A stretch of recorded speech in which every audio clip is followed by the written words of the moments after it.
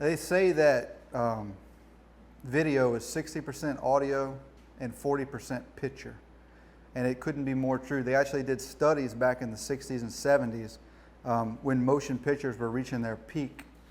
And they put an audience in front of a movie. And one audience had to watch a movie that had perfect sound, but the picture was real noisy and snowy, where you could barely make out what was happening. And the other audience had to watch a perfect picture, but the audio popped in and out. And they asked people to rate whether or not how they enjoyed the movie at the end of both sessions. And people overwhelmingly preferred the movie with crappy picture and really good sound. That's how important sound is to professional video. The absolute best sound you could possibly get in any sort of video is through a lav mic system that I'm talking into now. We call it lav mics, but it means lavalier microphone. I guess it's French or something. But basically it's a wireless transmitter. This microphone's communicating with this camera right now. I've got a transmitter in my back pocket. This transmitter here, I got another one in my back pocket with a little antenna on it. And this microphone's hooked into it. And it's sending a signal to the receiver on the camera, which goes directly in, and it's recording the tape right now. The audio sounds clean. The other system is a shotgun microphone system. That's what I use here. And when I'm filming hunts, I use my shotgun system probably 80% of the time, and I use the lav system the other 20% of the time. I only use the lav mics. I don't mic hunters in the stand because my microphone's right on top of them anyway. I probably should, but it's a real big hassle, and the batteries drain. And most of my guys will sit all day, and then we just don't have the battery to do this. This seems to get the job done. I use this for controlled interview settings with my light kit and all. But anyway, with this shotgun system, basically the way a shotgun microphone works is what you see here is a windscreen. It diffuses the wind so you don't have that rustle, that rumble noise whenever the wind passes over the microphone. This diffuses it. This is a windscreen made by Rycote. I'm going to pull it off and show you what really exists in a shotgun microphone. They also call these things dead cats. But anyway, I've got a shock absorber, a rubber shock absorber here to mitigate the bumps should I knock it against something. But basically the way a shotgun microphone works is it picks up sound directly where you point it. And this is huge, y'all. If you're serious about filming, get a good quality shotgun microphone with a windscreen. Because what's going to happen is you have what's called an omnidirectional microphone, which picks up sounds from a 360-degree sphere around the microphone.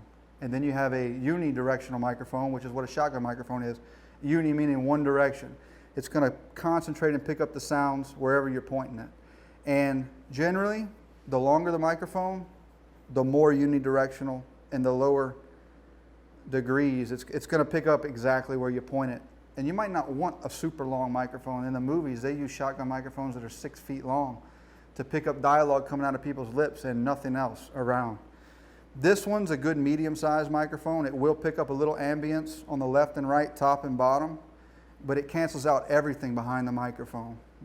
I can talk to my hunter while I'm filming him. It's not going to pick it up.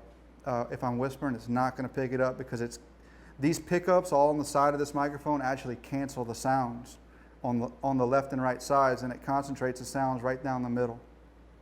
This is crucial for picking up. I can pick up the crunch of leaves at 50 yards away of a deer, and it just sounds amazing. And if you want a microphone that really reaches out and grabs sounds that's far away, you need a good quality shotgun microphone, 10 times more than a lavalier microphone. The only time you need this is if you really want to get serious, you want to mic your hunter, or you want to do interviews, mic them up with a lavalier microphone. But for filming wildlife in the forest or whatever, you need a good shotgun microphone. You're not limited with shotgun microphones for these big cameras. This is a Canon Vixia HF-M31. It's got a little hot shoe mount right here for a little shotgun microphone, of course with a windscreen. This little camera is amazing for the cost and size that it is. The only problem is, look at the difference in the lenses. generally, the larger the surface area of the lens, the more light it's going to gather, so it's going to perform better in low light conditions. This camera's not.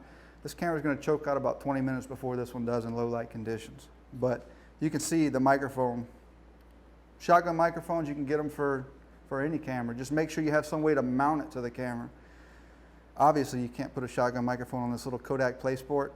You really are limited with what you can zoom here. And the lens is so small that it would probably die an hour before dark, if not sooner. And the microphone is internal. It does pick up sound, but the sound probably resonates a little bit because it's in a plastic housing versus this soft windscreen kind of picks up a pure and richer sound than this. This will be kind of tonal and echoey, if I had to guess. But the most important thing, and it's so frustrating in the editing room when I have to deal with this, and of course I did most of the filming for the Bayou Bucks DVD, so it was my own fault, but it's what's called ambient sound. And let me give you an example of how it works. I could show it to you easier in the editing room when we're splicing footage together, but I'm going to try to explain it to you as best as I can. Anytime throughout the day you want to take a minute or two of recording nothing but the sound. I don't care what footage you're filming. Just don't touch the camera and don't do anything. Just let it record ambient sound to tape. If you're moving the camera around, it's going to pick up noise. All I want is the sound. I want a pure ambient level of sound. And you know, just like any hunter knows, that the sound is a little bit different before daylight, and then right when it starts breaking daylight, that moment everybody loves, it's different when the cardinals start chirping. And then I guess about 10 o'clock the wind starts picking up, the woods come alive. It's a totally different sound. As an editor, and for Bayou Bucks 3, we need lots of ambient sound throughout your hunt. So try to get, anytime you notice that the woods have changed, maybe every hour or so, just lay a minute or two of ambient sound to tape. And the reason we need that is because suppose, for example, you're filming a deer and you didn't realize it at the time, but your hunter had his cell phone on and it made this loud racket. You've probably heard the sound when a phone gets too close to speakers. I haven't had that problem with iPhones, but I've had it with other older model phones where it really distorts the sound. So here we are, I'm looking at the edited footage that you sent us, and I'm trying to piece it together, and there's a deer coming along with this, and the audio is just awful. Well, if you recorded ambient sound 20 or 30 minutes before that, or 30 minutes after you got that footage, I can lay down that ambient sound over the track of the bad audio, and the viewer's never going to know the difference. So that's the importance of ambient sound.